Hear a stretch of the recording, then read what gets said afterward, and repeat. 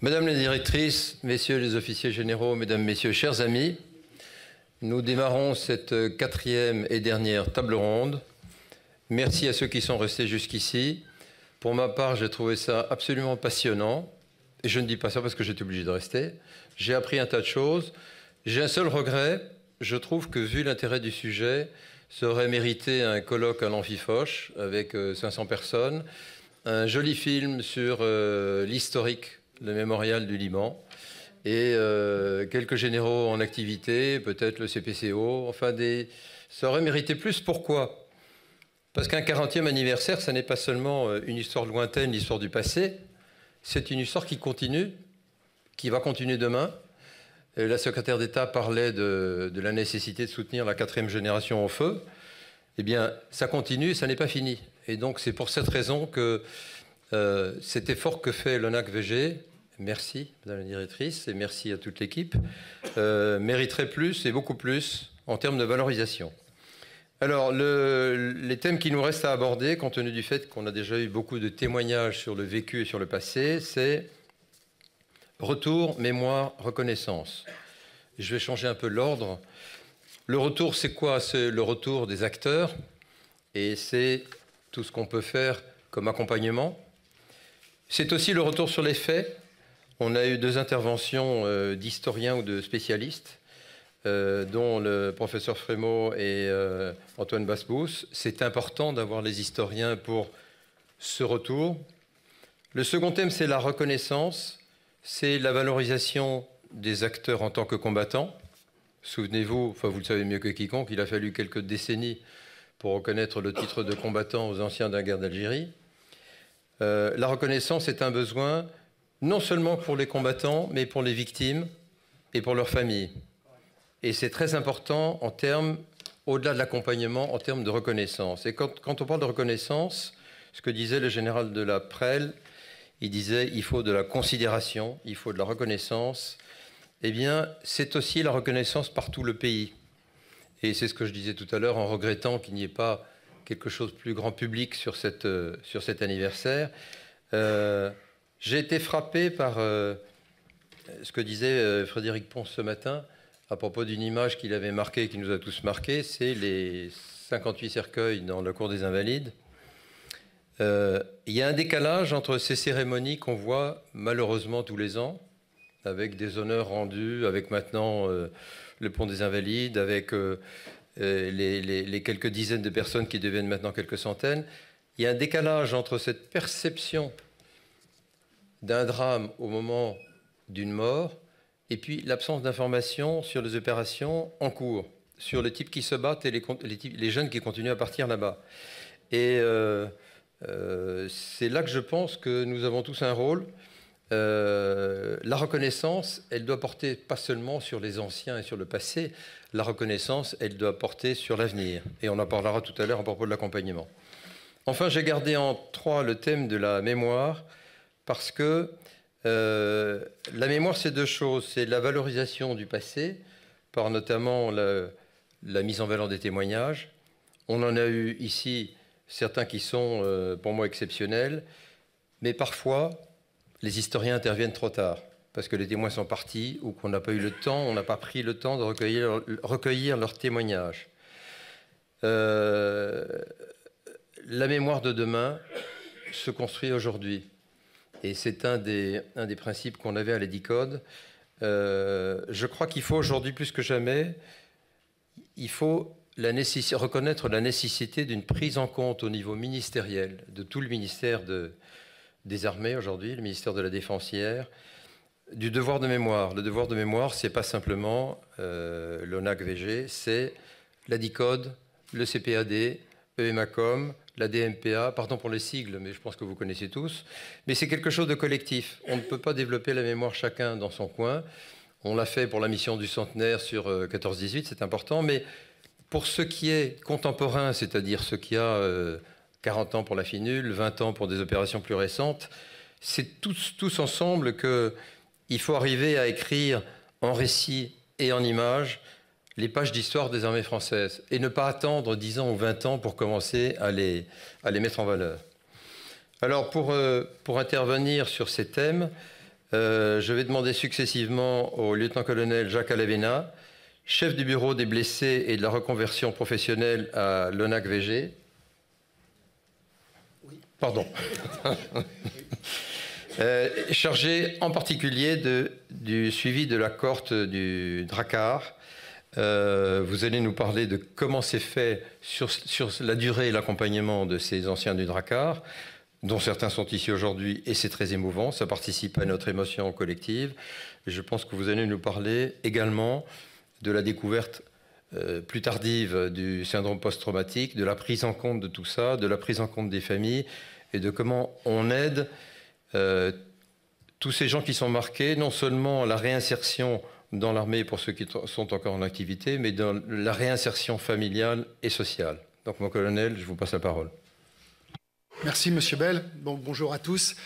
Comme vous le savez, sans doute, les trois missions de l'ONAC, les trois piliers de l'ONAC sont reconnaissance, réparation, mémoire et solidarité.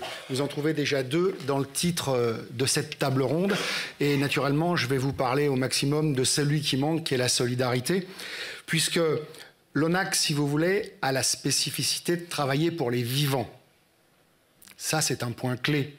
Les morts, respect, gloire, mémoire, mais le département de la solidarité pour lequel je travaille, c'est les vivants. Donc, c'est les familles de nos camarades décédés et les survivants. Alors, dans le Drakkar, on a 58 décédés. Je ne vais pas recommencer l'histoire qu'a raconté le padré ce matin, qui nous a tous émus, mais je vais vous parler des 15 blessés et des 25 miraculés. Ces 25 miraculés, puisque c'est le nom qu'ils se sont donné eux-mêmes, portent le total des vivants à 40 survivants dans cet attentat. 3 décédés rapidement, et cela veut dire que la cohorte du Drakkar, c'est 37 personnes. 37 personnes qui méritent toute notre attention, eux et leurs familles. L'année charnière de cet accompagnement, je crois que c'est les 30 ans du Drakkar, c'est l'année 2013, où ces 30 ans ont pu être mis en avant grâce à un travail énorme fait par l'équipe de Madame Augustin, qui m'a précédé avec... moi, je fais partie de l'équipe de Madame Double, qui nous a précédé et qui avait déjà réussi à collecter un grand nombre de renseignements sur la cohorte et qui avait organisé toutes ces cérémonies du 30e anniversaire, cérémonie où l'ONAC était en premier rang, et a non seulement organisé, mais remis en avant tous les oubliés du Drakkar. 2013, souvenez-vous, c'est la série des articles, c'est le voyage au Liban avec M. Kader Arif, c'est toute la période où le Drakkar revient en première ligne des médias. Donc on a repris vraiment totalement possession du dossier du Drakkar à ce moment-là. Et la découverte la plus attristante, ça a été qu'on n'avait pas fait la totalité de ce qu'on aurait pu faire. Donc là, il ne s'agit pas de se lamenter, il ne s'agit pas de se retourner sur le passé, il s'agit de se retourner les manches. Et ça, l'ONAC le fait tous les jours, grâce aux 105 départements, plus Algérie, Maroc, Tunisie, où chacun travaille sur ces 3 piliers dont je vous parlais, qui sont reconnaissance, réparation, mémoire et solidarité. Donc à partir de ce moment-là, tout le monde se met au travail en France et à l'étranger pour remettre à flot le dossier de ces 37 personnes. Ces 37 personnes, donc, il a fallu s'apercevoir que les 15 blessés étaient ressortissants de l'Office national des anciens combattants et victimes de guerre. Donc, nous avions toute légitimité pour travailler pour eux, pour leur famille. Quant aux 25 miraculés, force était de constater qu'ils n'étaient pas titulaires d'une carte de combattant, donc ils n'étaient pas ressortissants de l'Office national des anciens combattants, et qu'il était très compliqué pour l'ONAC d'utiliser l'argent de l'État pour des gens qui n'étaient pas ressortissants de l'Office. Alors que tout le monde, je dis bien tout le monde, quel que soit son bord, voulait travailler pour ces gens-là. La solution, en fait, elle est trouvée en 2014 par M. Le Drian et son équipe, qui remettent lors des cérémonies anniversaires, donc du 31e anniversaire, 13 médailles des blessés, insigne des blessés, pardon, puisqu'il s'agissait de l'insigne des blessés à cette époque-là, aux 13 survivants, et aux 24 miraculés survivants, accorde cet insigne des blessés à titre exceptionnel. À partir du moment où vous êtes reconnu blessé de guerre, l'affaire est faite, vous êtes ressortissant de l'Office national des anciens combattants et victimes de guerre. Et à partir de 2014, nous avons totale légitimité pour travailler au profit des blessés et tout particulièrement de cette fameuse cohorte de miraculés. Donc, vraiment charnière dans ce qu'a pu faire l'ONAC et dans la légitimité du travail de l'ONAC. Novembre 2015, création du Bureau du suivi des blessés et de la reconversion professionnelle, que Mme Rosemarie Antoine me confie. J'ai l'honneur d'avoir ce poste, effectivement, depuis 3 ans, où le premier dossier que j'ai eu, je ne vous le cache pas, ça a été de vous directement, Madame la Directrice Générale, l'ordre de remettre à flot tout ça et surtout, sans que ce soit écrit, de rattraper le retard. Puisqu'il fallait tout remettre à flot et il fallait que la nation soit digne du préjudice que tout le monde avait suivi et que nous étions là pour réparer. Donc, nous voilà partis, je dis bien 105 départements plus Algérie, Maroc, Tunisie, à retrouver traces et contacts avec les 25 miraculés. Je remercie dans ce domaine mes 2 principaux alliés, qui étaient Robert et Omer, et Omer Marie-Madeleine, pardon, qui m'ont non seulement donné toutes les adresses, tous les numéros de téléphone, tous leurs fichiers perso, mais qui nous ont permis de ne pas perdre de temps. Et puis ceux que nous n'avions pas dans nos scopes, eh bien là, pareil, tout le monde s'y est mis. Hein. Il y en avait un certain nombre. On est passé par Copains d'avant, Facebook. On a même trouvé Raveino grâce à la Fédération française de football. Mais là, tous les directeurs départementaux s'y sont mis. Il y a eu un vrai mouvement. Je me souviens d'un séminaire des directeurs où il y a eu un vrai mot d'ordre. Maintenant, c'est tout le monde en avance sur le sujet. Et je crois qu'on a fait un beau carton, puisqu'on est certain d'avoir la quasi-totalité. Aujourd'hui, on travaille avec certitude sur 31, avec nous un petit flou sur 36. Donc, on y est. Alors, que fait l'ONAC pour ces gens-là? L'ONAC, c'est un suivi personnalisé dans la durée. C'est la force du dispositif. C'est qu'à partir du moment où vous êtes ressortissant de l'Office national des anciens combattants et victimes de guerre, vous avez un département qui s'occupe de vous. Ça, c'est vrai pour tous les blessés, pas que pour ceux du Drakkar, mais c'est un cas bien particulier. Ces ressortissants, on va les accompagner sur le plan social avec toutes les aides possibles et inimaginables, mais aussi, on va être à leur écoute. L'écoute qui nous intéresse le plus, et M. Bell a dévoilé le sujet, c'est nos camarades qui ont un sentiment d'abandon et qui ont ce besoin de reconnaissance légitime qui, comme je ne vous l'ai pas caché, n'avait pas été accordé avant.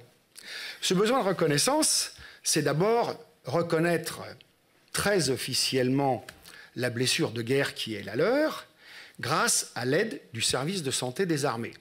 L'Office national des anciens combattants et victimes de guerre fonctionne avec des conventions, et celle qui nous intéresse aujourd'hui, et qui est une des plus efficaces et une des plus utilisées, est celle qui nous lie très intimement au service de santé des armées.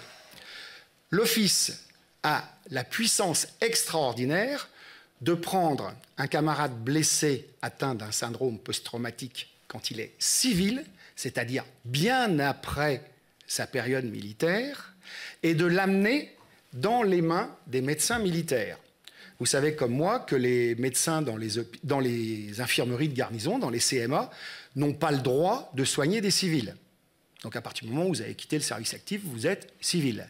Eh bien, un directeur départemental de l'Office national des anciens combattants, lui, puisque vous êtes ressortissant de l'Office, et c'est le cas de tous nos miraculés qui ont eu l'insigne des blessés et donc ont été reconnus comme ressortissants de l'Office, un directeur départemental peut amener dans un CMA ou dans un régiment quelqu'un qui a un problème psychologique, quel qu'il soit, et nous, on n'est pas du service de santé des armées, donc on se garde bien de dire qu'il s'agit d'un syndrome post-traumatique, c'est surtout pas à nous de le faire, et on n'a pas du tout l'intention de le faire, mais est capable de remettre dans les mains de psychologues militaires n'importe qui.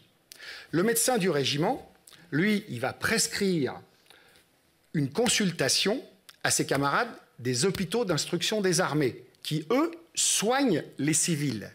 Et c'est dans un hôpital d'instruction des armées, Percy par exemple, où un psychologue ou un psychiatre va, en liaison avec notre ressortissant, définir si oui ou non son état psychologique, quel qu'il soit, est le résultat d'un fait de guerre qui a été subi pendant le temps où il était militaire. Donc à partir de ce moment-là, c'est le médecin psychologue qui va cerner la blessure de guerre et qui va faire que notre ressortissant est pris en compte par le service de santé des armées à vie. Car vous le savez, aujourd'hui, un blessé en opération extérieure est pris en compte à vie par le service de santé des armées. Ça, c'est une force magnifique. Et une fois que les psychologues ont fait leur travail, une fois que chacun a retrouvé sa place dans la société, on peut faire la suite du travail de l'office. Je prends un cas simple. Si notre ressortissant a des enfants de moins de 21 ans et que ces enfants ont subi un préjudice du fait du traumatisme subi par le père, l'enfant peut être adopté par la nation. C'est le statut de pupille de la nation dont vous avez beaucoup entendu parler l'an dernier, puisque c'était le centenaire de ce statut. L'affaire est simple. Dans le service départemental, vous savez, n'importe où en France, les 105 départements, le directeur départemental instruit un dossier d'adoption par la nation, et ça a été le cas de certains d'entre nous. J'ai un de nos camarades que je vois sourire dans la salle, 2 d'ailleurs, qui ont ce cas-là, qui sont dans la salle. Et le ministère de la Justice, lui, décide de l'adoption par la nation. Une fois que l'enfant est adopté par la nation, l'office va l'accompagner dans toutes ses études. Cette adoption fait de l'enfant un ressortissant de l'Office national des anciens combattants à vie. Je vous rappelle aussi, au cas où vous ne le sachiez pas, à partir du moment où vous êtes ressortissant de l'Office, si par malheur vous décédiez, votre conjoint survivant devient ressortissant de l'Office national des anciens combattants et bénéficie donc de toute la politique sociale de l'Office, qui n'est ni plus ni moins que la reconnaissance du préjudice subi et une tentative de réparation de ce préjudice, parce qu'on a bien conscience qu'il ne sera jamais totalement réparé. Donc, si je puis me permettre, toutes les missions de l'Office et tous les moyens de l'Office sont au service des survivants du Drakkar. C'est le message que je voulais vous faire passer, et j'allais dire, c'est notre vie quotidienne. J'étais encore en contact ce matin, parce que vous avez vu que je n'ai pas pu assister à tout ce matin, avec notre directeur départemental de l'Isère, qui suit de très près notre ami Jaillet, on en a parlé avec Omer tout à l'heure, qui a besoin de notre soutien, et l'ONAC est là. Voilà ce que je voulais vous dire en quelques mots, Monsieur Bell. Bon, colonel, merci beaucoup, c'était très clair. J'espère que nous aurons des témoignages de satisfaction ou de mécontentement sur votre action. Je suis quand même très admiratif de tout ce qui est fait, parce que c'est intéressant. Donc je me tourne maintenant vers Laurent Attard-Bérou, qui est lieutenant-colonel de réserve de la réserve citoyenne, fondateur et président de la FNAM OPEX, Fédération nationale des anciens des missions extérieures et OPEX.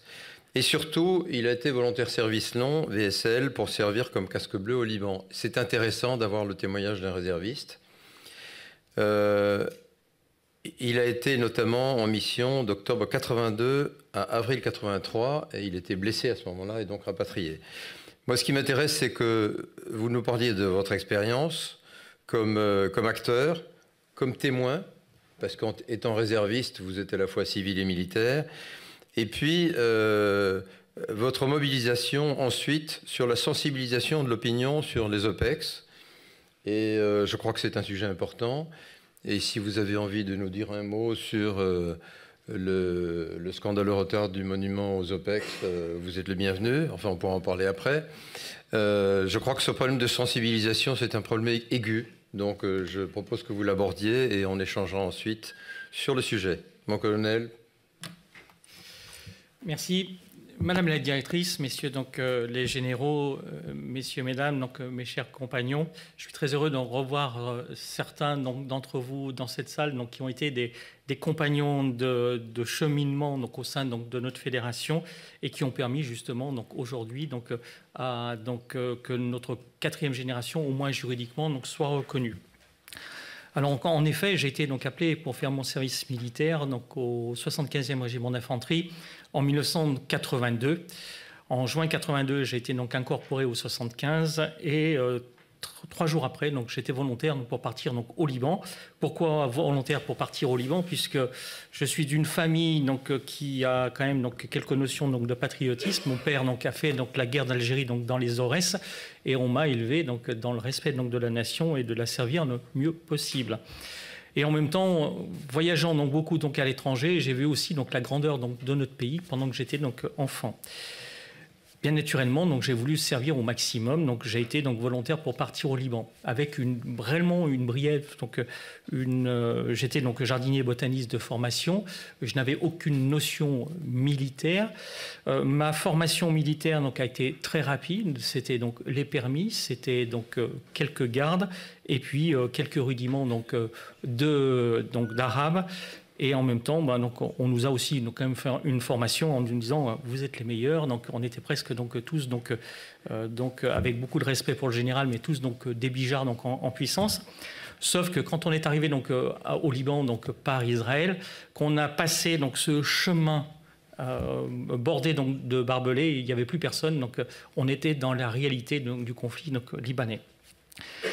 Ce moment donc, au Liban donc, a été aussi donc, important pour moi et je vous dis donc, je n'avais aucune notion donc, à part donc, les faits donc, relatés par mon père donc, et par donc, ma famille sur l'aspect militaire.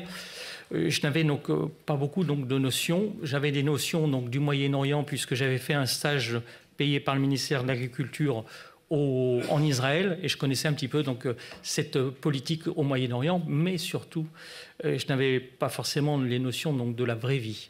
D'un seul coup, je me suis retrouvé comme beaucoup de mes camarades, donc, où on pensait donc, à sortir donc, le week-end, donc on pensait donc, aux études. D'un seul coup, je me suis retrouvé donc, à vraiment retrouver donc, la réalité donc, de la vie, qu'en fin de compte, donc, en peu de temps, donc, nos certitudes ne sont plus, qu'on peut mourir donc, en une fraction donc, de seconde et que la pauvreté n'est pas uniquement donc, la pauvreté sonnante et trébuchante, mais aussi c'est donc, la pauvreté donc, d'âme. Et quelque part, quand on a donc, 23 ans, donc, ça chamboule tout un être. Bien évidemment, donc l'impulsion et en même temps donc l'esprit de corps font que cette mission donc se passe donc merveilleusement bien. Au service d'un lieutenant donc de la compagnie donc transport. Et là, bon, donc on fait donc nos opérations sur donc la zone donc Finul, première donc escarmouche donc avec le commandant Haddad qui ne voulait pas donc nous laisser passer donc dans son village. Après donc c'était donc les montées donc après Sabrès-Chatila donc sur Beyrouth. Et puis bon comme tout un chacun donc on a vécu donc le Liban donc chacun avec donc sa foi, chacun donc avec son ressenti et puis donc avec son expérience. Et on en retient donc une vraie fierté donc d'avoir servi à notre niveau, à notre modeste niveau pour certains. Chacun, ce qui est compliqué, c'est qu'au Liban, comme dans d'autres opérations, chacun donc a son histoire. Et en fin de compte, il faut arriver à des colloques comme ça pour les superposer, pour arriver à retrouver donc la grande histoire. Mais on a donc, et depuis 33 ans donc au sein de la fédération, je retrouve donc cette fierté. Alors la fédération et la reconnaissance de la 4e génération du feu, c'est une superposition de rencontres. La première, donc en 1983, donc avec Charles Hernu, qui était à l'époque ministre de la Défense et qui le 13 juillet donc présidait le défilé du 13 juillet donc à Lyon. On me présente donc Charles Hernu qui dit donc très rapidement je veux vous voir donc dans mon cabinet le 19 juillet. Donc j'étais donc à Paris la première fois. Je ne savais pas déjà donc où était donc le ministère de la Défense.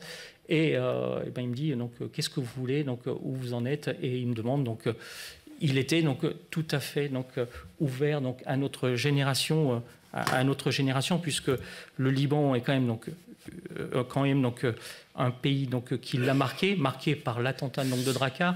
Là, on est en 1985. Il y a quand même donc dans ses mémoires donc cette tragédie. Et puis donc 1983. Donc c'est quand même 93 militaires français qui ont été donc ciblés, qui sont morts, sur les 152 qui sont morts actuellement donc au Liban. Donc il y a eu quand même donc si vous voulez, il a eu à subir donc cette guerre et puis son cortège donc de désolation. La deuxième rencontre, c'est celle donc avec Yves Gignac, qui était donc le secrétaire général donc de la CUF. Après en 86, donc une publication dans Le Monde, on a fait une demi-page donc dans Le Monde qui nous dit donc les petits, quand vous êtes revenus du Liban, ça nous semble un petit peu comme l'Indochine. Alors moi donc l'Indochine, je ne savais pas, donc on le rencontre. Et en fin de compte, il nous a présenté donc, au ministre de l'époque, qui était donc, monsieur Fontès. Et c'était nos premiers pas donc, au sein du ministère des Anciens Combattants. Alors, on ne savait toujours pas forcément ce qu'il fallait donc, demander, mais on avait quand même donc, besoin donc, d'une reconnaissance et on avait besoin donc, aussi donc, d'une prise en charge de nos blessures. Puisque donc, moi-même, j'étais donc blessé. J'ai fait donc ce parcours du combattant du blessé, puisque à l'époque, franchement, si on remet donc dans le contexte, on était en 78, on était en 82, 20 ans après la guerre d'Algérie. Donc on était donc 18 ans donc après donc le titre de reconnaissance de la nation pour donc la guerre d'Algérie. Donc les AFN, la génération AFN donc était en train donc de monter et franchement donc des petits comme nous donc ça les intéressait pas forcément. Et en même temps, à part donc, manger tous les jours donc, avec Beyrouth donc, à la télévision, ils ne savaient pas exactement ce que aussi donc, l'armée française faisait donc, à Beyrouth, hormis donc, les images. Là, il a fallu donc, faire donc, notre place et Yves Gignac nous a beaucoup donc, aidés en nous présentant donc, les autorités. Nous sommes rentrés dès 1987 au comité de la Flamme, donc, avec Olivier Girardet, qui était le numéro 55 donc, sur le brevet donc, parachutiste, il avait été formé donc, par les SAS. Et si vous voulez, c'est tout donc, des rencontres. Très rapidement, on a voulu, donc, et donc en 87, on a posé donc, les bases donc, de notre reconnaissance. C'est la reconnaissance donc, des blessés. C'était donc la reconnaissance de ce que nous avions fait. Nous n'avions pas fait un camp de cohésion. Nous avions donc servi donc, la France, les armes à la main, le mieux possible. Et c'est ce qu'on voulait donc, faire reconnaître. Moi, je vous remercierai donc, aussi donc, Robert Guillemette, qui donc, en 87 était là donc, pour notre première réunion et où il nous a été donc, il a été donc, l'ambassadeur de Drakkar et l'ambassadeur donc, de la FMSB. Et très rapidement, donc, nous avons été... Nous sommes tenus donc, à cette date du 23 octobre et depuis donc, 1987, nous avons cessé donc, de la célébrer, de la commémorer, tout en respectant donc, le deuil des familles et en étant proche donc, des rescapés. 88, donc, nous nous sommes dit, nous qui avions servi donc, la FINUL, peut-être que ça serait bien donc, de pouvoir donc, retrouver donc, nos camarades donc, étrangers parce qu'il y a peut-être des similitudes donc, de service. On a rencontré donc, les Nations Unies et donc, ça aboutit donc, à la création de l'Association internationale des soldats de la paix qui est maintenant, donc on est à 50 000 sur 17 pays. Au niveau donc, de la France, donc, nous avions donc, la guerre du Golfe donc, qui est arrivée donc, avec un chamboulement donc, au sein donc, médias et puis donc, dans l'armée française. On se rappelle toujours donc, du général Schmitt qui disait... La prouesse de l'armée française, c'est d'avoir réussi donc, une grande campagne donc, logistique. Et en même temps, donc, il fallait donc, aussi reconnaître donc, ces blessés, reconnaître donc, les morts. Et puis en même temps, il fallait donc, reconnaître ceux qui avaient servi. L'inconvénient, c'est qu'on parle, et excusez-moi donc, de ce que je vais dire, donc, on parle beaucoup donc, du deuil. Mais on parle peu donc, de ceux qui ont servi et des quelques milliers d'anciens des OPEX qui ont servi, qui ont besoin aussi qu'on les mette donc, à l'honneur et qu'on leur dise ben, oui, vous avez servi donc, la France donc, avec gloire donc, et honneur. Et donc, je voudrais donc, leur rendre hommage parce qu'on ne le fait pas assez.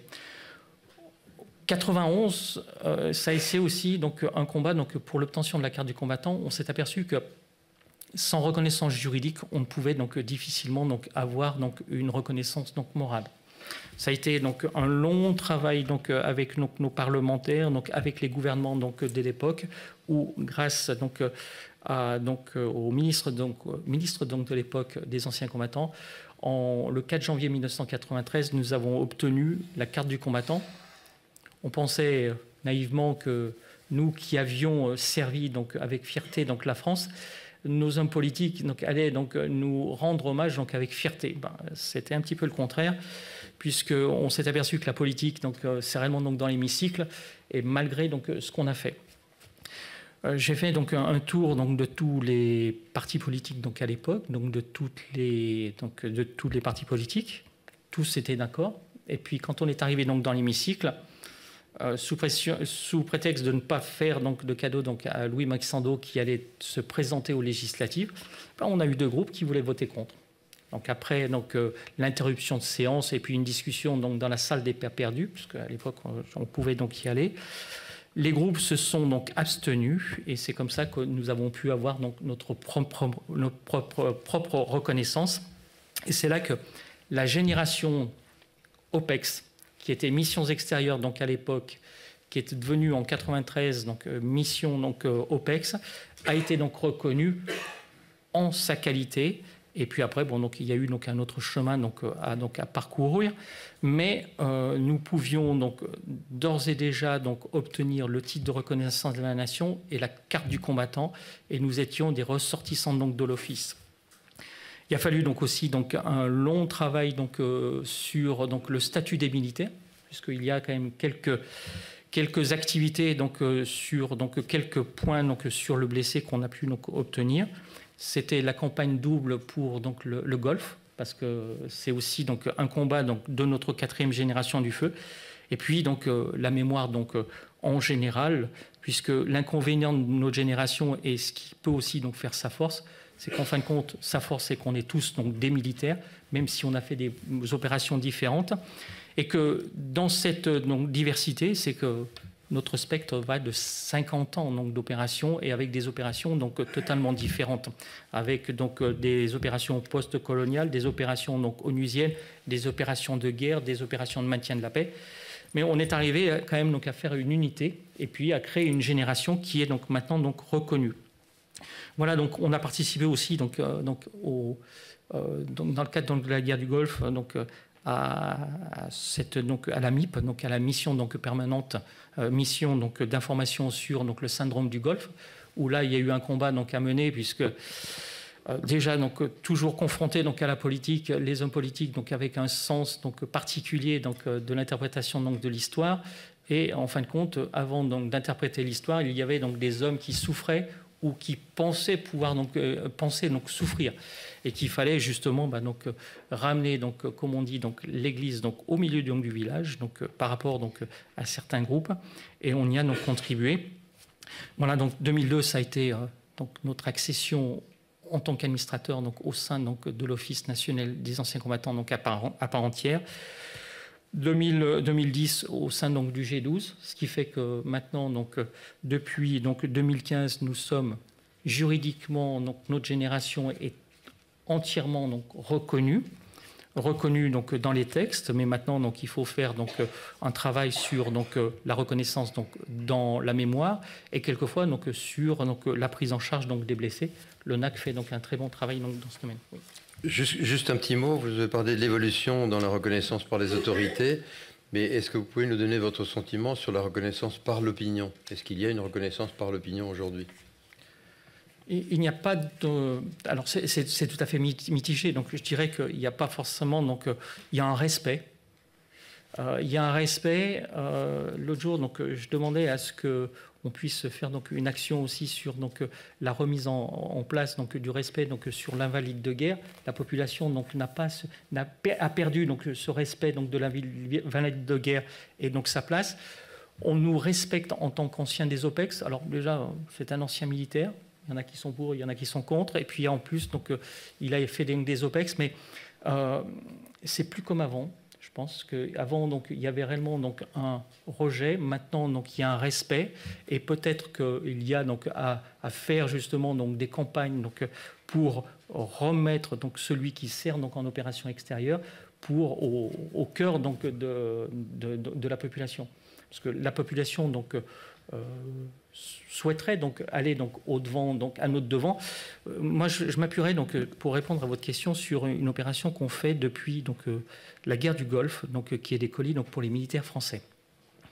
Cette opération est uniquement donc faite donc de dons par des particuliers.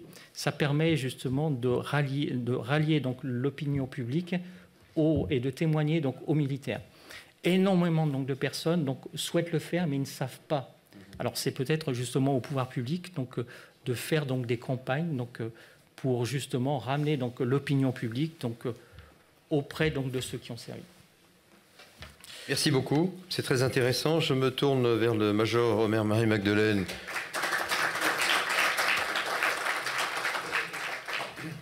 Que je n'ai pas besoin de vous représenter, vu que nous l'avons déjà entendu ce matin. J'aimerais quand même lui demander, au-delà de son témoignage vivant d'acteur de terrain, parce que vous êtes un acteur de terrain privilégié, d'avoir aussi un peu votre sentiment aujourd'hui avec du recul sur justement cette perception de l'opinion publique. Oui, alors c'est la fin de ce que je voulais dire. Alors donc au premier RCP, qui était mon régiment, on a mal perçu le choc émotionnel pour notre pays, mais même au-delà. La télévision est intervenue en direct. Donc, dans le monde entier, on a vu ce qui s'est passé. Après, puisque avant, il n'y a pas grand monde qui peut dire ce qui s'est passé. En une seconde, il y a eu quand même 58 personnes qui ont disparu littéralement, et puis il y a eu les 15 blessés. Donc, le régiment a commencé par dire c'est une affaire qui concerne le régiment. C'est ce qui est compréhensible pendant les premiers jours, mais qui, au fil des mois et des années, a été contredit, puisqu'il y a des cérémonies dans toute la France, il y a des cérémonies en Espagne, il y a des cérémonies au Portugal, en Italie et aux États-Unis. Donc, cette perception de ce qui s'est passé concerne un peu tous les militaires, et puis ça déborde sur les civils, parce que les parents, en ce qui concerne les soldats du Drakkar, donc, se sont un peu rassemblés, contrairement à ce qui s'est passé dans les guerres précédentes, Indochine, Algérie. Il y avait des morts et des blessés par régiment, en particulier chez les légionnaires, ici ou là.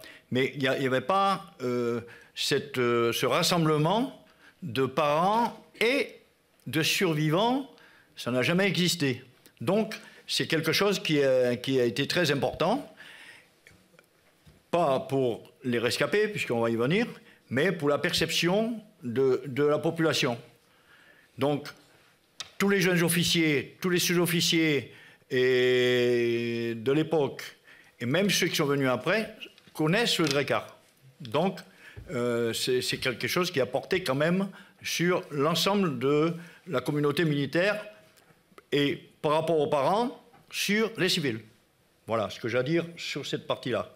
Mais on ne peut pas parler de ce qui s'est passé à ce moment-là, sans revenir un peu en 1982. Parce qu'en quelque sorte, on nous a pris pour des lapins du jour. Or, la 3e compagnie a été affectée à la Finule en 1982, juste avant. Donc, notre commandant d'unité a pris ses consignes auprès du capitaine Decoux sur place, avec une cérémonie à Tiblin d'ailleurs, et la compagnie a subi le choc de l'armée israélienne qui a envahi le Liban. Donc nous avons eu des missions extrêmement compliquées où le capitaine a dû vraiment jouer entre les combattants pour pouvoir nous ravitailler, pour pouvoir circuler, et nous avons eu des accrochages. Et ça, c'est un petit peu passé sous silence. Donc, la compagnie, il ne faut pas oublier que nous avons eu, en plus de ça, j'ai été détaché à l'ambassade. À l'ambassade, nous avons eu le 15 avril le chiffreur de l'ambassade qui a été assassiné, parce qu'au moment où l'ambassadeur a décidé que ça sentait mauvais et qu'il fallait faire revenir les familles, il a fait une soirée pour le départ, pour le départ de son épouse. Il y a quelqu'un qui est arrivé avec un gros bouquet de fleurs, et ça a été l'explosion, donc qu'elle était enceinte, malheureuse, donc les deux sont décédés. Après ça, le 24 mai, Donc moi, j'étais déjà parti en permission. C'est mon remplaçant du premier CP qui a subi, comme chef de section, le choc. Il y a eu un attentat à l'ambassade. Donc un véhicule d'une secrétaire piégée a voulu rentrer.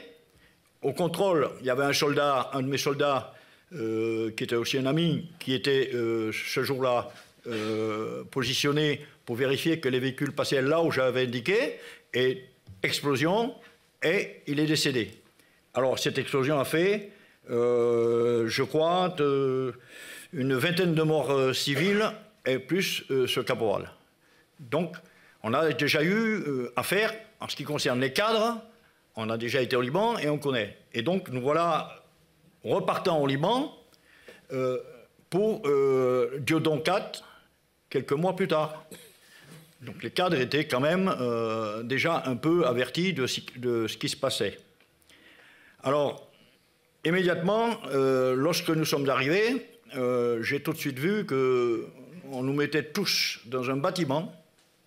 Ce bâtiment est celui dont j'ai parlé ce matin, puisque j'avais déjà été accroché là-bas par le service de renseignement de l'armée syrienne d'occupation au Liban, qui n'est pas le service de renseignement de la Syrie, mais bien du service moi j'appelle ça même pas une armée, j'appelle ça des milices, donc qui était à la botte du frère du président, qui avait été un peu viré au Liban en disant tu veux me faire des coups d'État, allez dégage là-bas et tu fais ce que tu veux. Donc ça s'appelait les Panthères Roses parce qu'ils avaient des treillis rose bonbon. Donc j'arrive là, déjà c'était un mauvais présage. Donc j'en ai fait part, j'ai rendu compte, bien entendu. Hein. Donc on était déjà un peu piégés au départ. Là-dessus, nous avons le commandant d'unité, je lui ai dit, moi je connais ce bâtiment, il est dangereux et tout. Donc on a fouillé partout. Il y a ici un rescapé qui peut en parler, puisque lui, il est descendu dans le puits, dans les égouts, et dans les égouts, il a failli y rester. Ça aurait été de ma faute en plus, parce que c'est moi qui lui ai envoyé, c'est le plus petit de la compagnie. Donc il est là, il est survivant. Et bien entendu, nous n'avons rien trouvé. On a fait venir les pompiers, on a essayé de chercher, parce que les éléments du 17e RGAP, bien sûr, ils ont dépollué, mais ils ont dépollué pour le contingent précédent qu'on a croisé lorsqu'il partait, qui était des légionnaires. Donc, nous, on s'est dit, si les légionnaires étaient là, il ne s'est rien passé, mais j'avais quand même un doute. Et bon, on a cherché tout ce qu'on a pu, c'était un mauvais présage. Bon, à partir de là, le capitaine a décidé de mettre un maximum de paras à la garde, plus sur le 3 de guetteurs. Donc il m'a demandé qu'est-ce qu'on fait. Moi j'ai dit il faut mettre un sous-officier et il faut mettre au moins un caporal. Ce qui s'est fait. Donc au moment, à l'instant T de l'explosion, il y avait sur le 3 un rescapé est là, l'autre n'est pas là, mais il y avait le caporal qui a fait sa carrière et qui a fini adjudant-chef. Donc les deux sur le 3, c'était les guetteurs longue distance. Ils surveillaient ce qui se passait à l'ambassade iranienne à côté, et on avait, pour cela, récupéré un Libanais que je connaissais, on avait récupéré un télescope. Donc, on avait une bonne vue. Sur les balcons, il y avait, puisque la garde a été renforcée le 22 au soir, on avait 16 personnels qui avaient été renforcés ce jour-là, une demi-section, et puis les autres étaient en train de se préparer à faire la relève. Donc, avec ça, le capitaine m'avait dit on ne peut pas nous attaquer de front. Alors moi, je lui disais, c'est si on nous bombarde, à un moment T où tout le monde est dans le bâtiment, et moi je pensais à des bombardements, parce qu'il y avait bien sûr des tirs. Et on va avoir des problèmes, et on avait demandé, enfin le capitaine avait demandé au général Khan si on ne pouvait pas bouger. Alors c'était en cours. Et l'avant-veille, où on avait été harcelé encore le général Kahn, le général Kahn nous avait demandé de produire, de lui donner une garde pour l'état-major. Donc, une section a été détachée. Sinon, ça aurait été encore pire. Et cette section, que vous appelez miraculeuse, je crois, voilà, ils ont échappé parce que là où ils étaient, il n'y aurait pas eu beaucoup de survivants, je crois. Donc, voilà comment ça se passe. Il y a une section qui est de garde. Il y a le reste de la compagnie qui est sur place. Et le matin, je dois partir en mission de ravitaillement. Moi, je n'étais pas très à l'aise, donc je pensais qu'il y aurait quelques problèmes. Donc, ils sont partis à ma place. Mon sous-officier du bras gauche, mon caporal-chef du bras droit, et un conducteur pour aller chercher le ravitaillement à ma place. Donc moi, je suis, à ce moment-là, il est 6 heures, réveil de la compagnie, préparation de la garde montante et garde descendante, et moi, je contrôle les gens qui sont de garde pour protéger nos arrières, qui sont 35e rap dans le bâtiment qui est juste en face. Donc, eux avaient une vue non seulement sur nous, mais sur les arrières. À cet instant, je suis entre le bâtiment du Drakkar et le bâtiment du 35. Donc, à vue de ce qui peut se passer du côté de l'aéroport. Vers 6h10, explosion. Les gens du 35 étaient sur le balcon parce que la garde descendante regardait la garde montante, ce qui se passait. Donc ils étaient 3. Et avec un adjudant-chef, l'adjudant-chef Jouy du 35, qui commandait la batterie, qui était en fait nos appuis feu. Et il fait le geste de me montrer d'où ça vient. Je regarde, OK, et je dis je vais monter sur le 3, rejoindre les 2 autres, voir ce qui se passe et rendre compte au capitaine. Donc je pars d'un bâtiment, j'arrive à l'autre, explosion. Voilà comment ça s'est passé. Donc, quelques secondes avant, j'étais sur la route. Quelques minutes avant, j'étais avec la garde du 35. Sur le balcon du 35, ils étaient 3. Ils ont été projetés par terre. Et au moment où je pénétrais dans le bâtiment, tout s'écroule. Donc, là, le bâtiment avait un T ici ouvert. Je suis monté et tout s'est écroulé. Alors, comme ça, l'ensemble des strates, comme ça. Donc, ensuite, nous avons eu l'intervention des gens du 35, les premiers, puisqu'ils étaient à côté. Ensuite, du génie. Ensuite, toute la force, y compris les marins, y compris les fusiliers, y compris les gens du port. Bien sûr, les fusiliers commandos, les marins, tout le monde était là. Et donc, moi, je suis parti à l'hôpital immédiatement. Et ce que je peux dire, c'est que, en fait, je n'ai pas pu, puisque je suis resté 6 ans à l'hôpital, je n'ai pas pu m'occuper des rescapés à ce moment-là, ni de rien d'ailleurs. Alors, j'explique ce qui s'est passé au régiment. D'abord, c'était de la sidération. On a remetté tous les cadres et il a fallu regrouper les administratifs parce que l'ampleur est telle qu'aucun régiment n'a subi ça, même en Algérie. À la 3, où j'étais d'ailleurs au 9, à la 3 du 9, il y a eu Soukaras. On a déposé le PC de la 3 au milieu de 2 katibas.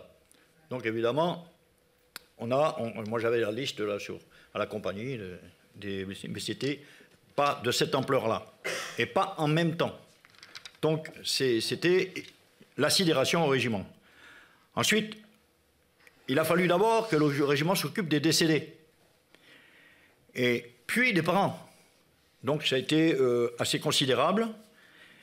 Et ensuite, il a fallu retrouver des adresses, entamer des contacts avec les parents,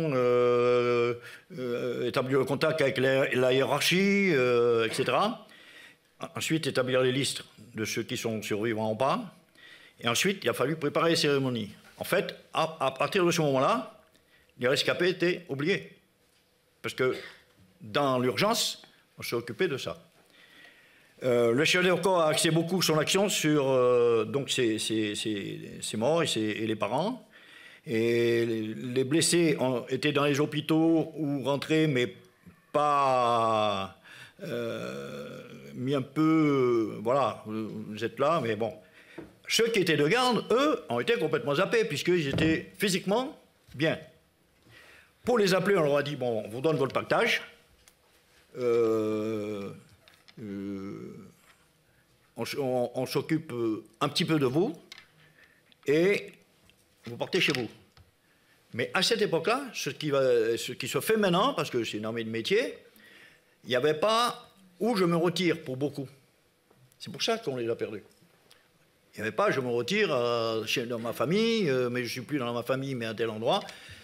On ne savait pas. Donc c'est après que je sois sorti de l'hôpital que j'ai commencé à penser à cette affaire. Mais comme j'avais demandé à continuer à servir, donc j'étais muté à Berlin. Donc c'était difficile. Et pendant ce temps-là, il ne s'est pas passé grand-chose. Voilà. Donc, entre-temps, pendant que j'étais à l'hôpital, j'ai été contacté par le cabinet du ministre de la Défense et par le cabinet du président Mitterrand. Il faut savoir que le président Mitterrand m'a demandé ce qu'il en était. Donc je lui ai expliqué tout ce qui se passait. J'étais encore à l'hôpital, ici. Enfin, j'étais en rééducation, ici aux Invalides. Donc, je lui avais dit, il m'avait demandé qu'est-ce qui se passe pour les gens qui sont blessés ou les gens qui sont décédés. Alors, j'avais dit, ben, il faut moi j'avais pensé qu'à ça, j'ai dit, il faut une décoration exceptionnelle pour les blessés, mais pour les décédés, mais pour les blessés aussi, et un avancement exceptionnel pour les cadres. Je n'avais pas pensé aux appelés. Donc, en 1985, il y a eu le décret 85-762 du 30 mai qui est sorti. Et ce décret, bon, je l'ai là. Donc, et malheureusement, il n'est pas écrit « doivent bénéficier d'une décoration et d'un avancement », mais il y a écrit « peuvent bénéficier ». Déjà, ça avait un peu obliqué. Deuxième chose qui me tenait à cœur, c'est qu'en discutant avec un juriste aspirant, il m'a dit « oui, mais les appelés ont bien signé un volontariat pour aller au Liban. Donc, ils devraient aussi bénéficier. » Et donc, à cette époque-là, je me suis dit, ils vont bénéficier, puisqu'ils peuvent bénéficier. Donc, ça ne s'est pas fait. Donc, et en même temps a été créé l'ancêtre de la CABAT, c'était la cellule d'aide aux blessés. En même temps. Voilà. Et il a fallu attendre le 20e anniversaire pour que le général Kahn nous propose de nous regrouper pour essayer d'établir avec l'ONAC, tous ensemble, le cas des blessés et des rescapés du Drakkar. Mais ça ne s'est pas fait parce que tout le monde n'en a pas accroché tout de suite. Et c'est ensuite, je rappelle que la loi de 1985 n'est pas rétroactive, donc ça n'a plus concerné les gens du Drakkar. Donc, le chemin parcouru ensuite est énorme, parce que jusqu'au 20e anniversaire, rien. Après le 20e anniversaire, on n'a pas bougé.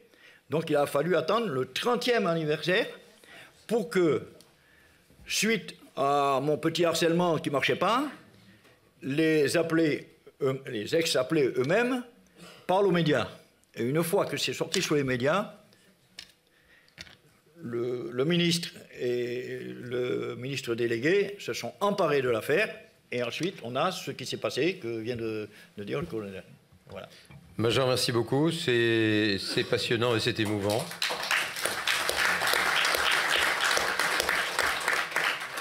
Je vais me permettre de faire un tout petit rappel historique, en l'absence des historiens. Nous avons découvert avec le Drakkar l'horreur des voitures piégées. À Beyrouth, c'était une spécialité. Il y en avait depuis des années. J'ai un souvenir très, très visuel. C'est qu'après le début de la guerre Irak-Iran, donc en septembre 80, il y avait le quartier des ambassades à Beyrouth qui était à Gier, sur la route de l'aéroport au sud. Et il y avait 2 ambassades qui étaient distantes de 3 immeubles, l'ambassade d'Irak et l'ambassade d'Iran. Elles ont commencé à se tirer dessus à coups de mortier. Pour les ambassades, c'est original. Et la fin de l'histoire, c'est que l'ambassade d'Irak est devenue un trou de 3 mètres de profondeur parce qu'une camionnette est entrée dans le garage et a fait tout exploser. J'ai vu Yasser Arafat échapper à un immeuble aussi qui avait été explosé avec une voiture piégée, 70 kilos. Mais 70 kilos, c'était rien.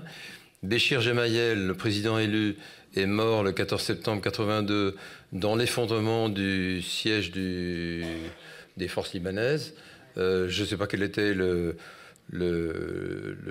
poids de la charge, c'était important. Et je m'arrête sur le dernier, la voiture piégée qui a fait sauter, qui a fait exploser, qui a pulvérisé le convoi de Rafik Hariri, le Premier ministre. C'était, je ne sais pas, 500 kilos, c'est quelque chose de monstrueux. Donc Beyrouth, ça faisait partie du contexte. Alors, je ne dis pas que nous, on était naïfs dans l'histoire, mais les Américains ont été imprudents, parce que non seulement ils ont perdu leur immeuble, le Drakkar, mais l'ambassade, la chancellerie qui était à Ain Mrais et à Beyrouth-Ouest, a elle aussi été pulvérisée, devenue un trou énorme. Donc ça faisait partie du quotidien de Beyrouth, et ça faisait partie aussi des contraintes de sécurité. Je reste là-dessus, simplement pour rappeler que c'était un contexte général et que nous nous sommes trouvés au milieu, mais que c'est effrayant et que ça a continué et que ça continue toujours à Beyrouth. Je me tourne maintenant vers François-Xavier Roch, capitaine, photographe de guerre, on peut le dire, puis chef des reporters le CPAD, qui a effectué plusieurs missions au Liban, DETOPS, FINUL, FMI, FMSB. C'est un soldat de l'image, c'est aussi un soldat de la mémoire, en tant que pilier de CPAD, avant de faire de la photographie à titre civil. C'est aussi un camarade de combat, si je peux dire, vu qu'on s'est trouvés ensemble dans la guerre du Golfe. Et je veux juste citer ça parce que ça explique tout le malentendu, toute la difficulté des opérateurs d'image. Pendant la guerre du Golfe, les opérateurs de l'ECPAD avaient une jolie combinaison, genre coureur de Formule 1, qui fait qu'ils n'étaient ni vraiment civils, ni vraiment militaires. Donc les militaires les considéraient comme des touristes, et les journalistes les considéraient comme des militaires. C'était très compliqué pour eux. Alors maintenant ça a changé, parce qu'ils sont armés, ils sont en treillis, ils ont le casque, ils portent le paquetage, les armes et tout. Mais c'est très difficile, et je vais passer la parole à François-Xavier en lui demandant comment il voit ça aujourd'hui, en particulier parce que il y a toujours ce malentendu entre les militaires qui, pendant les opérations, ne veulent pas qu'il y ait trop de témoins, trop d'images, parce que secret opérationnel, parce que difficulté des opérations, parce que les journalistes sont des casse-pieds. Et puis le vécu qu'ils ont ensuite, où ils disent « Ah oui, mais on ne s'est pas beaucoup occupé de nous, c'est dommage qu'on ne parle pas davantage de nous ». Ça, je l'ai vécu à la DICODE. C'est une donnée permanente du fonctionnement des armées. C'est une contradiction qu'on ne peut pas résoudre instantanément. Mais les opérateurs d'image, eux, ils sont exposés en première ligne. François-Xavier. Merci Pierre. Un petit rappel, effectivement, je ne suis pas parachutiste, je ne suis pas marin, je ne suis pas aviateur, je ne suis pas légionnaire. L'emploi, la fonction de photographe aux armées, en étant de l'armée de terre, m'a obligé, à mon grand regret, à intégrer l'arme du matériel. Je ne savais pas ce que c'était. Quelqu'un en a parlé ce matin en disant matériel, etc. Et alors, en fait, c'était le support, disons, administratif. Et je me suis retrouvé un beau jour, après avoir fait plein de cocktails à l'hôtel de Brienne, après avoir fait les Jeux Olympiques à Los Angeles, après avoir fait la vie de tous les jours des casernes françaises, avec en été on ramasse le foin, en hiver on déblaye la neige, etc. Et puis un beau jour, mon cher Roch, mon colonel me dit « Tu pars au Liban demain matin ». Et je suis parti avec un caméraman, mais vraiment avec mes appareils photo et rien d'autre. Parce que le métier n'avait... le côté opérationnel du métier n'avait pas vu de photographe depuis pratiquement la guerre d'Indochine, depuis Marc Flamand... Indochine, Ferrari, Schneider et compagnie, et la guerre d'Algérie avec Marc Flamand pour Bijard et tout ça, que j'ai tous connus. Hein, ils étaient dans mon service, dans l'enceinte de l'ECPA, et c'était un peu mes maîtres à penser de l'époque, quoi, disons. Et voilà que je me retrouve, moi, jeune adjudant-chef, je me retrouve partir au combat avec mes appareils photo. Donc, comme l'a dit Pierre tout de suite, Pas de casque, pas de gilet pare-balles, pas de fusil, pas de pistolet, rien du tout, juste mes appareils photo, j'étais là pour faire des photos.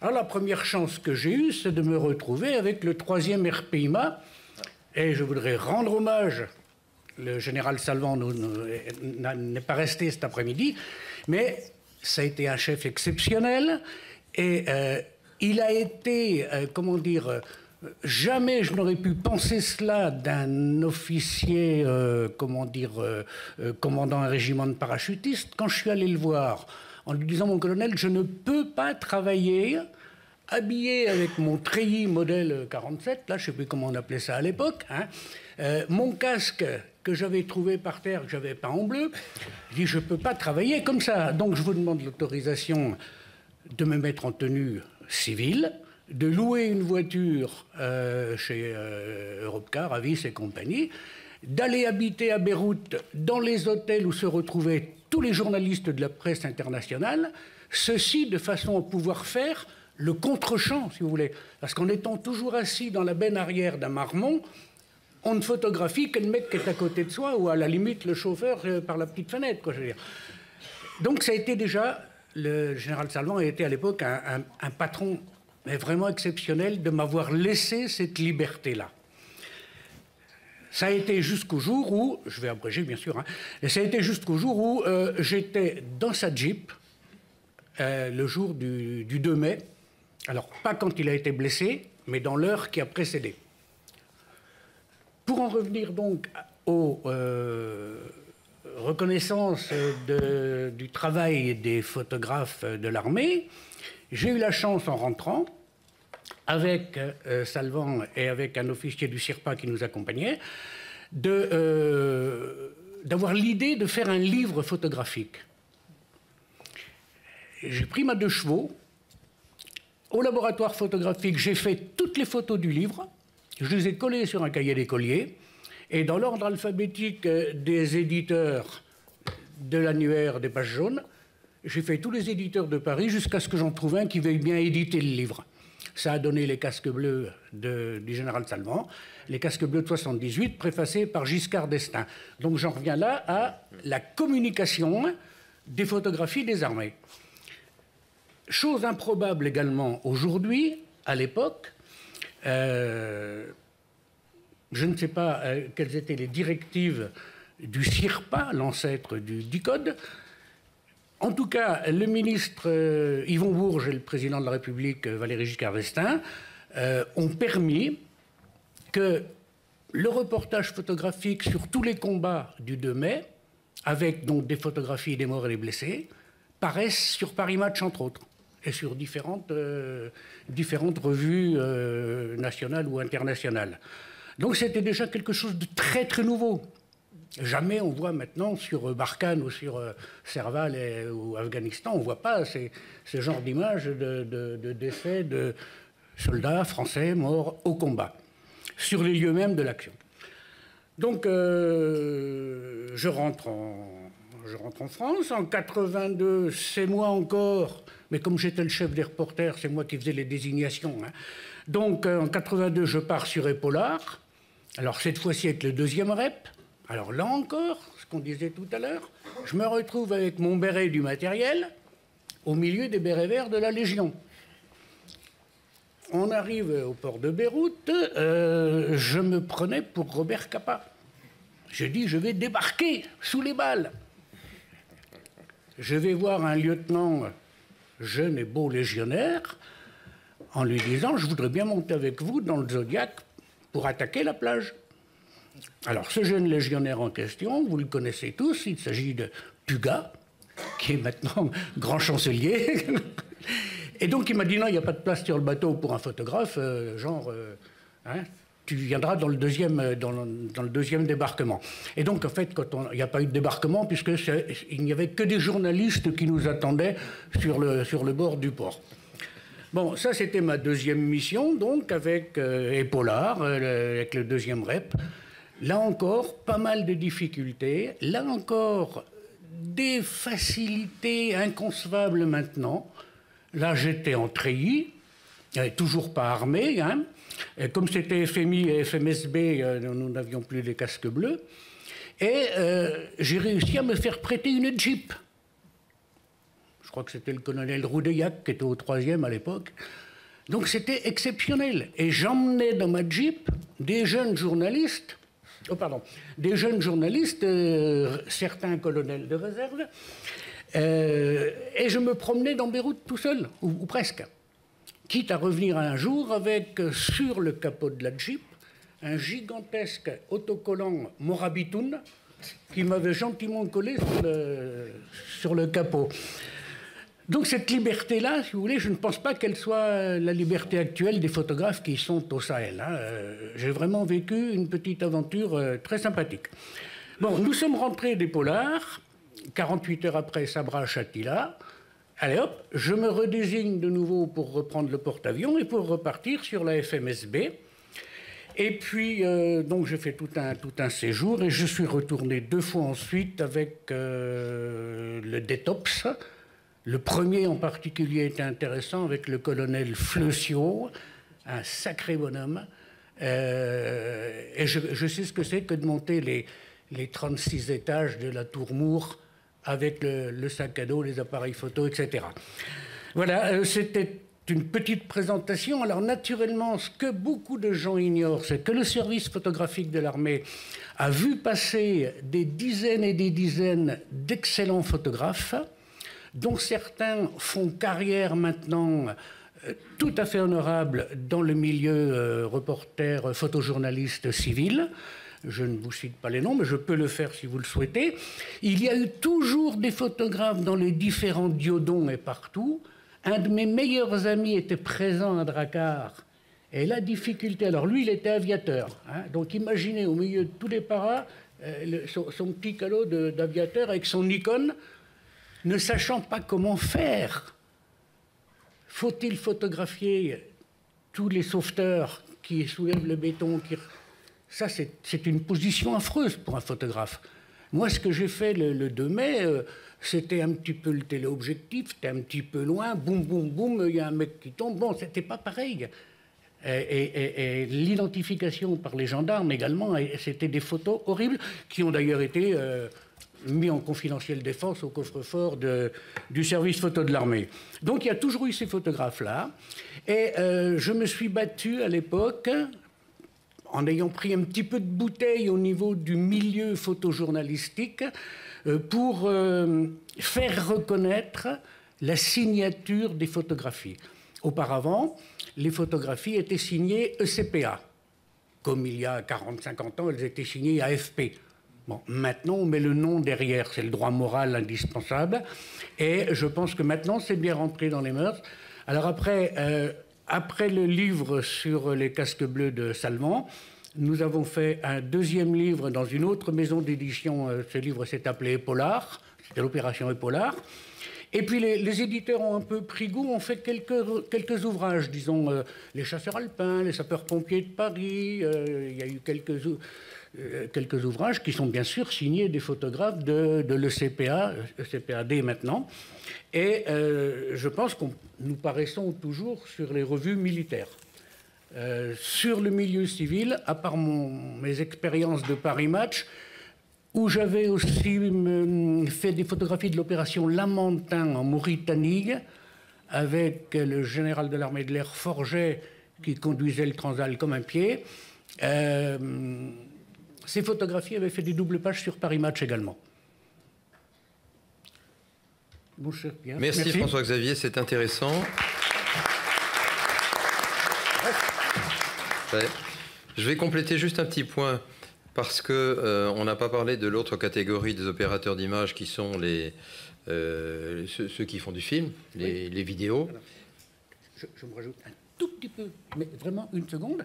J'étais en 78 à la FINUL, comme en FMI, comme en FMSB, avec une équipe de caméras. Au moment de la FINUL 78, j'étais photographe, mon camarade était caméraman, oui, c'est pas facile à dire, et c'est là où je voulais attirer, comment dire, la chance. Le matin, on est tous les deux, on partage la même chambre, on partage les mêmes affaires et compagnie. Et puis, les compagnies partent en patrouille ou au combat. La compagnie numéro A part d'un côté, la compagnie B part de l'autre. Le caméraman part avec un, le photographe part avec l'autre. Il y en a un qui accroche, l'autre qui n'accroche pas. Donc je suis devenu célèbre et mon caméraman n'est jamais devenu célèbre.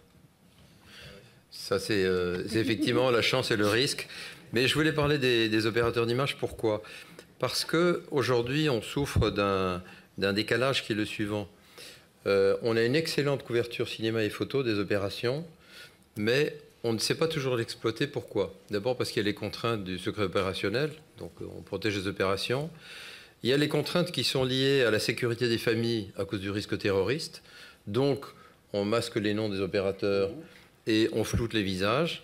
Vous avez même maintenant dans les publications militaires, la plupart des interviews, vous avez le prénom et puis une lettre pour le nom de famille et c'est tout. Et ce matin, le général Salvan citait Edmond Rostand. Moi, je n'abdique pas l'honneur d'être une cible. Alors, je ne dirais pas jusque-là, mais c'est sûr qu'aujourd'hui, les opérateurs sont contraints à un peu d'anonymat. Alors ça, c'est un problème qui peut être réglé au niveau du copyright. Il y a un autre problème, c'est celui de la constitution de la mémoire.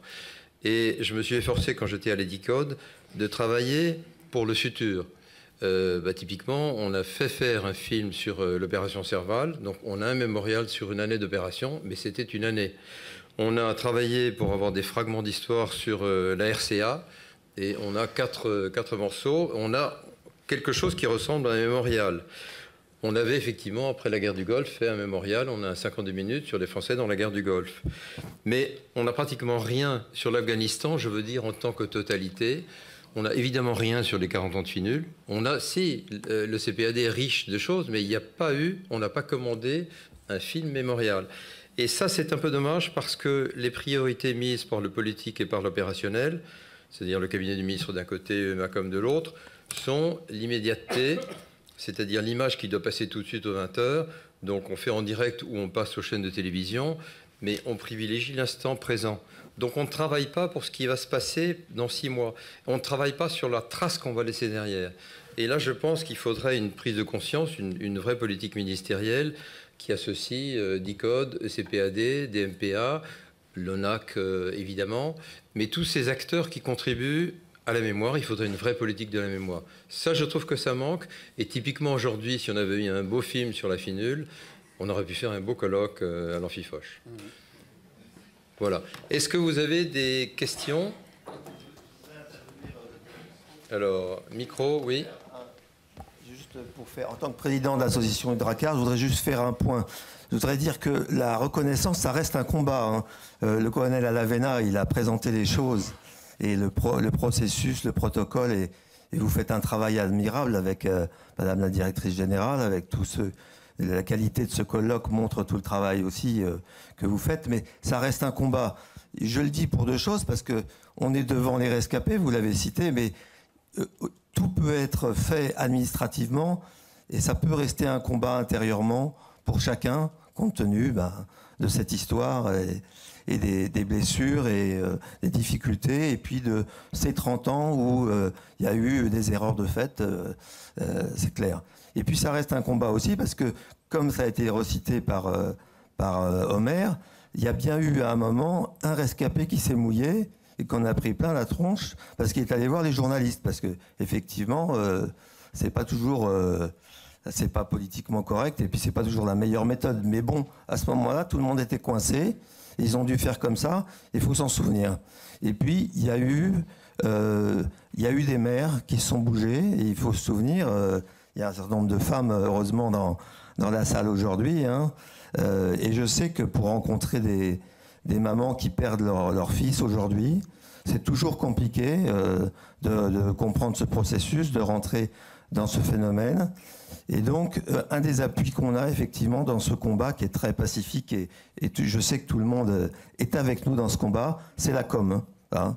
Et effectivement, on a à cœur et ça demande beaucoup d'énergie, d'avoir beaucoup de contacts autour de nous, de mettre en place des cérémonies qui soient visuelles autant où les familles peuvent participer, mais où aussi on va pouvoir montrer à l'institution qu'on sait s'intégrer dans un processus de tradition, mais aussi montrer notre présence comme des images, voilà, avec la force des images.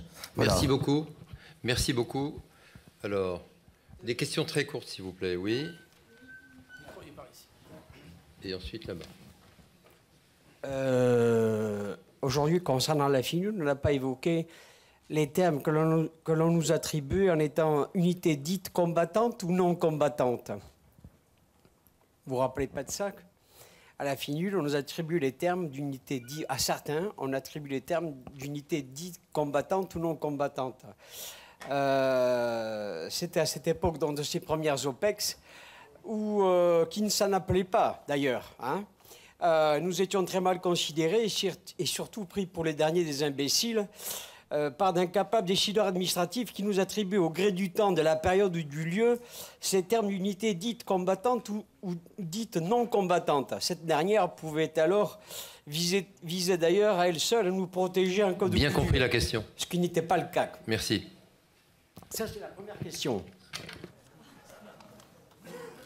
Alors, je crois qu'on a dans la salle la chance d'avoir des spécialistes, puisque cette notion d'unité combattante et non combattante fait partie de la reconnaissance.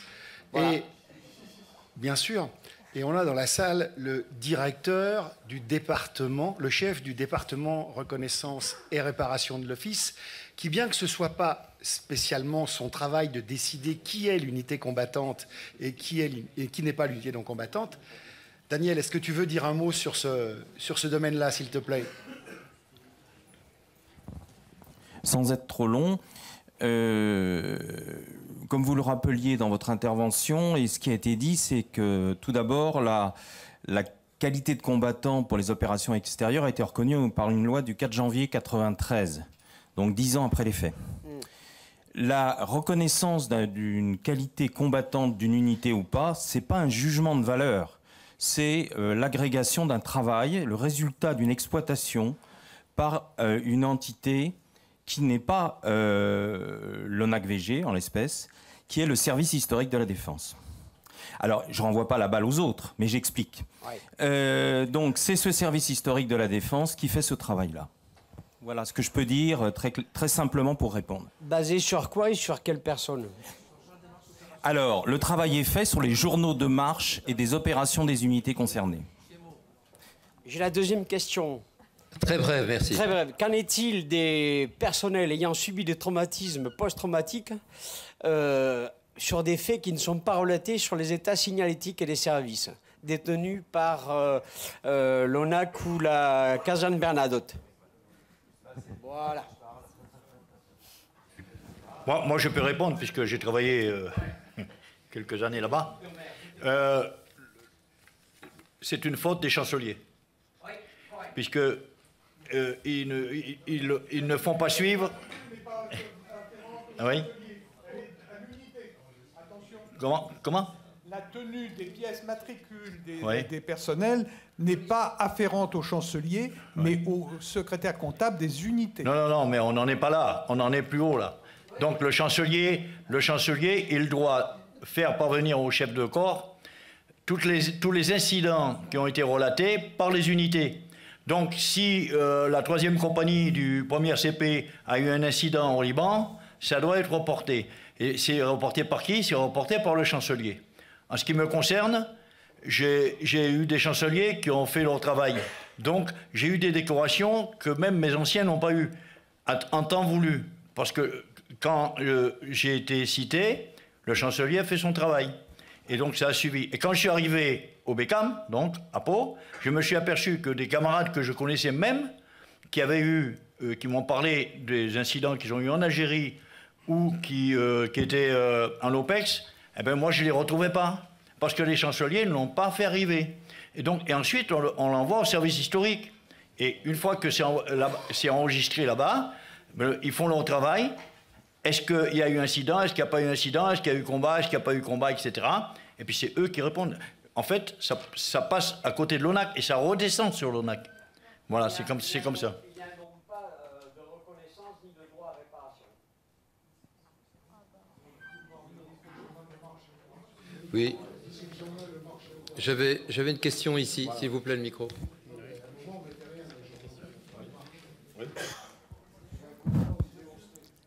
Derviche Dolaï, secrétaire général national de l'Union fédérale des anciens combattants et victimes de guerre. J'ai fait 2 séjours au Liban, au sud, le 10e mandat et le 13e. Le 10e au 420e DSL, le 13e à l'état-major de la FINUL. C'était pas une question, c'était juste une anecdote. On a tapé un peu sur la FINUL tout à l'heure, et j'étais aussi de cet avis, qu'elle n'a pas servi à grand-chose. Je voulais simplement signaler une petite anecdote. On peut faire parfois d'autres missions que celles pour laquelle on est prévu. Et le détachement auquel j'ai appartenu a participé à une exfiltration d'une personne, d'une ressortissante française qui était exploitée dans un bar à proximité de l'état-major de la FINUL, qui servait d'esclave sexuelle certainement, et qui un jour a échappé à la vigilance de ses gardiens et s'est réfugié au camp. Et nous l'avons, moi j'étais auprès du chef de corps, nous l'avons récupéré, caché quelques jours, mis en liaison avec l'ambassade qui est venue avec un véhicule diplomatique, l'a récupéré sous les couvertures, elle a exfiltré vers Beyrouth pour la renvoyer en France. Voilà. Donc on a parfois des missions humanitaires imprévisibles et ça rehausse un petit peu la figure dans ce cadre-là. Merci beaucoup. Merci de m'avoir écouté. Est-ce qu'il y a encore une question ?